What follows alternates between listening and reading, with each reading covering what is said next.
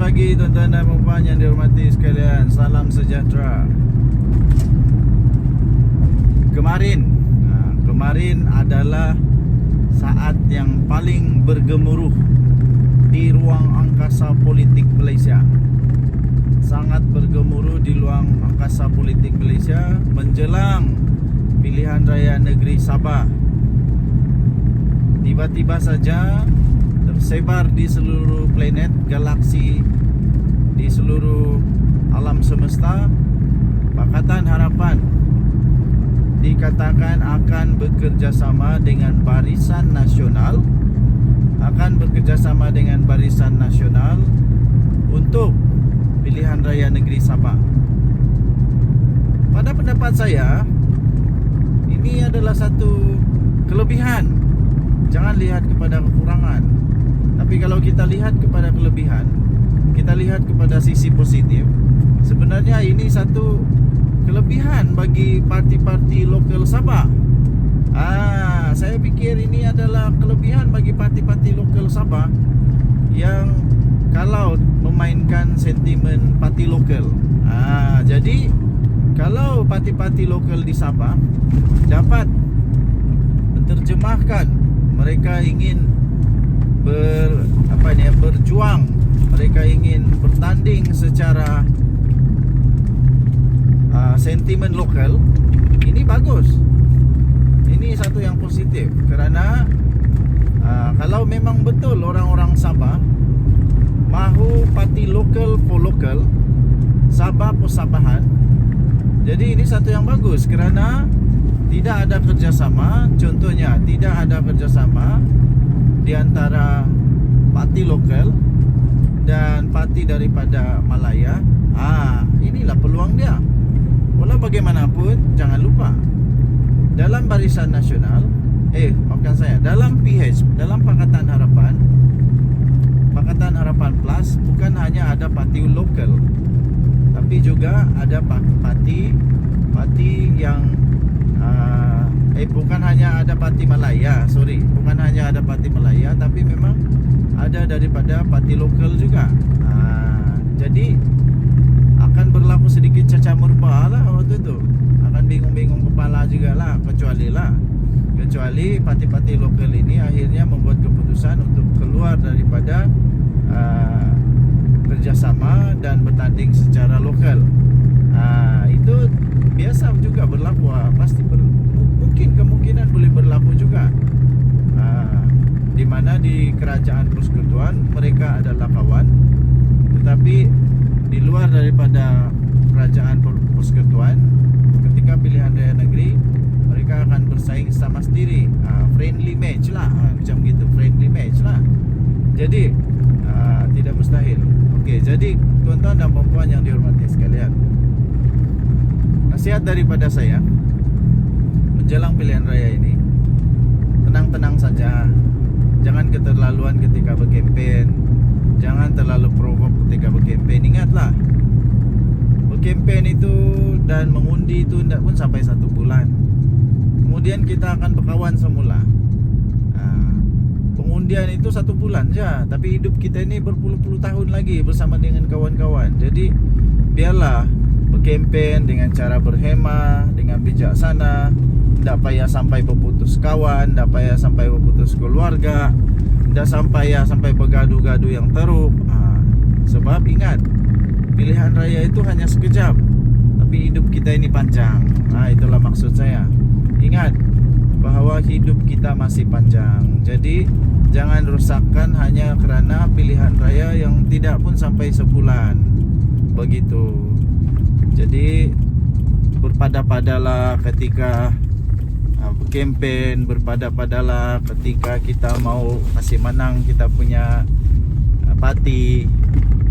Kawan tetap kawan, saudara tetap saudara, keluarga tetap keluarga, parti tetap parti. Berkempen tetap berkempen lah kan. Okay. So ini agak sudah boleh dijangka sebenarnya, tapi juga kejutan bagi beberapa orang lah. Jadi apa pendapat anda? Sila tinggalkan komen. Denyut nadi suara rakyat bergema di channel ini. Jangan lupa lupa tekan butang subscribe, like dan share. Malaysia kita punya, cintai Malaysia aku, kita jaga kita. Kita jumpa lagi, bye bye. Salam sejahtera Malaysia, denyut nadi suara rakyat bergema di channel ini. Tuan-tuan dan puan yang dihormati sekalian, baru sebentar tadi saya bangun dan belik-belik newspaper. Ada satu akhbar media arus perdana secara elektronik yang membuat satu artikel lah, yang telah merilis satu artikel yang mana artikel itu bertajuk Rafizi letak jawatan jika kalah pemilihan PKR. Wow, ini luar biasa nih.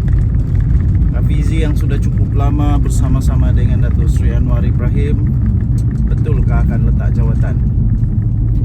Pada pendapat anda setujukah, sesuaikah jika Rafizi letak jawatan?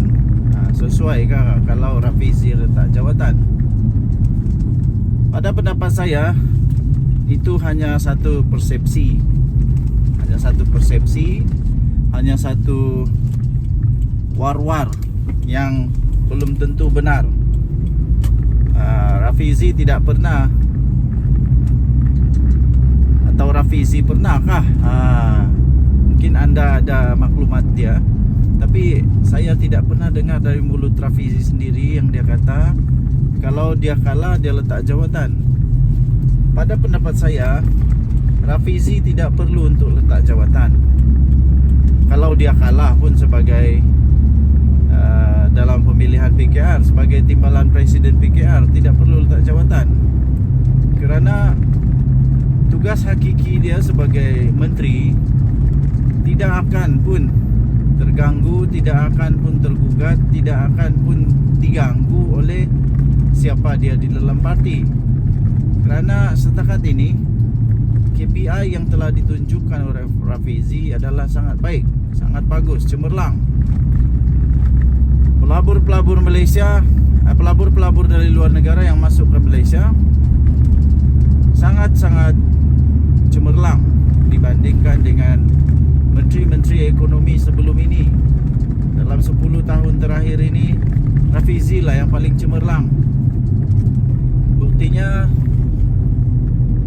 dari data-data sendiri pun kita boleh tahulah kan, cakap banyak tak guna. Tapi tengok data dia.